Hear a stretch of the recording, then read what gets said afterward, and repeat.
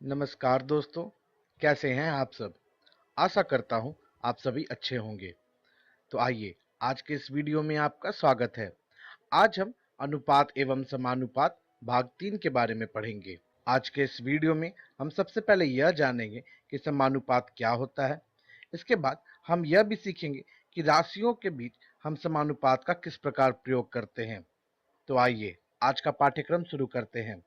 जैसा कि आपको याद होगा, अनुपात की तुलना में अंतिम में मैंने अपने पिछले वीडियो में आपसे एक सवाल पूछा था कि 3:4 और 5:7 के बीच तुलना कर यह बताइए कि क्या यह तुल्य अनुपात है, और अगर यह तुल्य अनुपात नहीं है तो इनमें कौन सा अनुपात छोटा है व कौन सा अनुपात बड़ा है। तो सबसे पहले इसे हम हल करने समय यह देखेंगे कि जो हमारे पास अनुपात है 3:4, उसे हम भिन्न में 3/4 लिख सकते हैं, और दूसरा अनुपात जो 5:7 है, इसे हम 5/7 लिख सकते हैं। जैसा कि हम देख सकते हैं, इनके हर भाग बराबर नहीं हैं, तो हमें सबसे पहले इनके हर भाग को बराबर करना होगा।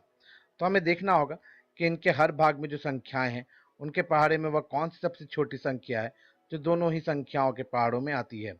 तो सबसे पहले हम देख सकते हैं कि 4 व 7 के पहाड़े में वह 28 है जो दोनों ही संख्याओं के पहाड़े में आती हैं।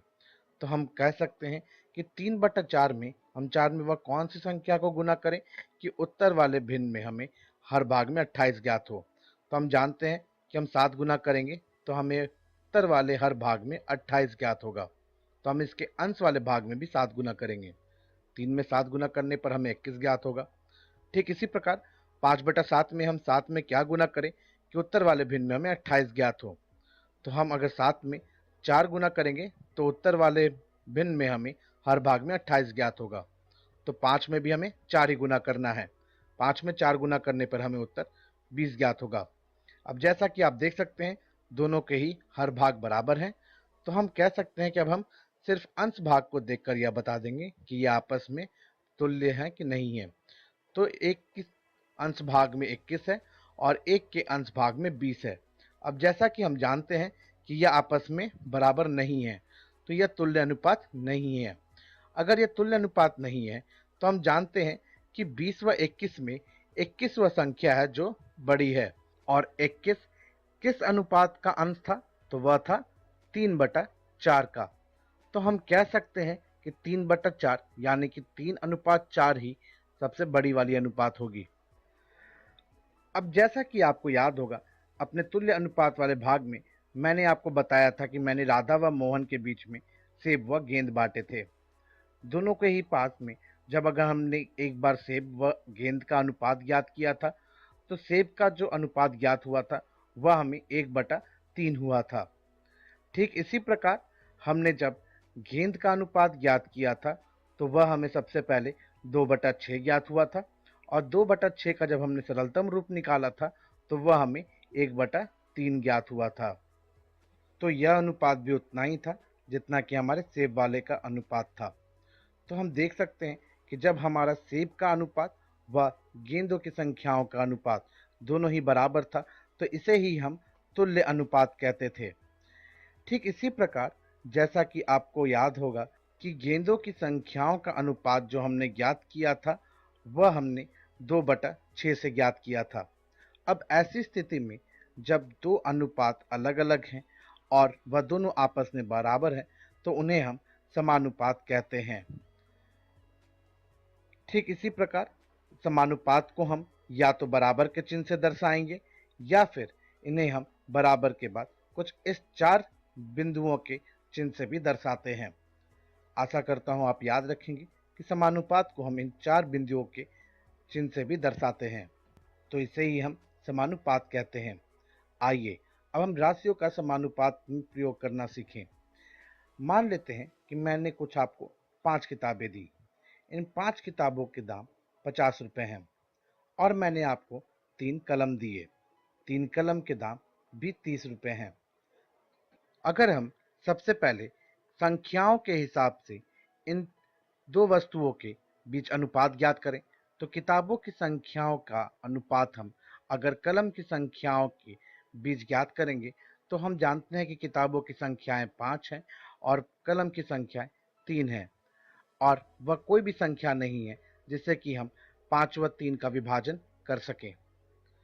अब अगर हम किताबों की कुल कीमत का जो अनुपात है वह अगर हम कलम की कुल कीमत के साथ अनुपात ज्ञात करें तो जो हमें ज्ञात होगा, हमें वह 50/30 ज्ञात होगा।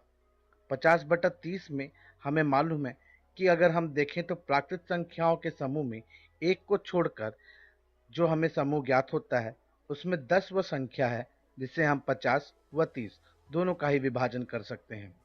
अगर हम 50 का विभाजन करेंगे तो हमें सबसे पहले 5 ज्ञात होगा और 30 का विभाजन 10 से करने पे 3 ज्ञात होगा। तो जो हमें सरलतम रूप ज्ञात होगा वह 5/3 होगा। इस 5/3 में हम ये देख सकते हैं कि किताबों की संख्याओं का जो अनुपात हमने कलम की संख्याओं के साथ निकाला था वह एवं जो हमने किताबों की कुल कीमत का अनुपात कलम के कुल कीमत के साथ निकाला था वह दोनों ही आपस में बराबर थे और वह समानुपात कौन से थे, तो वह 5/3 थे। अब जैसा कि हम देख सकते हैं कि हमें मालूम है किताबों की संख्याएं कितनी थी, तो वह 5 थी और कलम की संख्या कितनी थी, तो वह थी 3।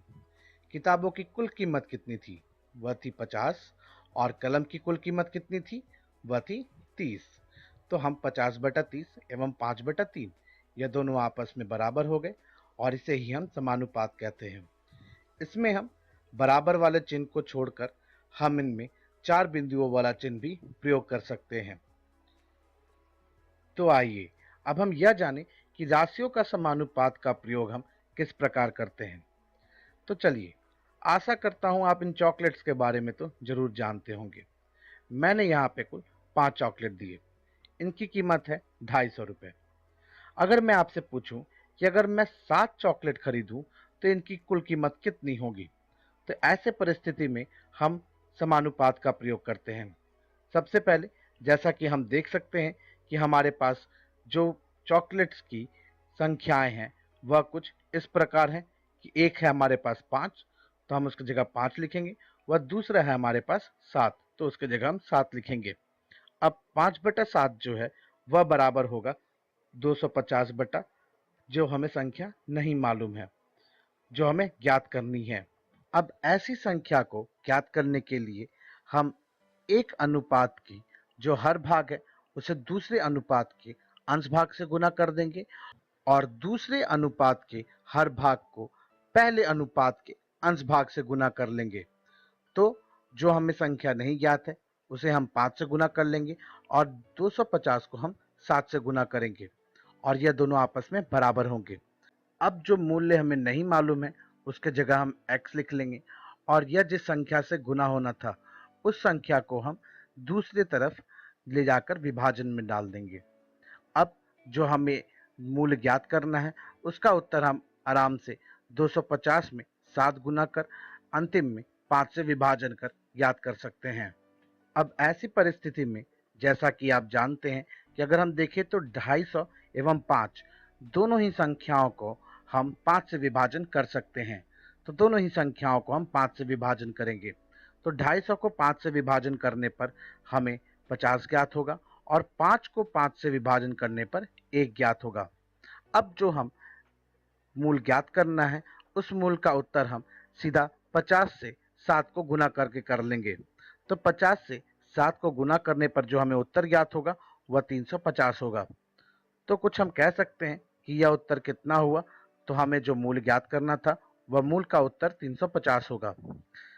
तो हम यहाँ से कहेंगे कि अगर हमने 5 चॉकलेट्स के दाम 250 दिए हैं तो 7 चॉकलेट्स के दाम हमें कुल 350 देने होंगे। तो आज के इस वीडियो में हमने सबसे पहले यह जाना कि समानुपात क्या होता है। इसके बाद हमने यह जाना कि राशियों के बीच समानुपात का प्रयोग हम किस प्रकार कर सकते हैं और किसी ऐसे मूल्य का ज्ञात कर सकते हैं जो हमें नहीं मालूम। अब अपनी अगली वीडियो में हम एकात्मक विधियों के बारे में जानेंगे। तो अब हम अपनी अगली वीडियो में मिलते हैं।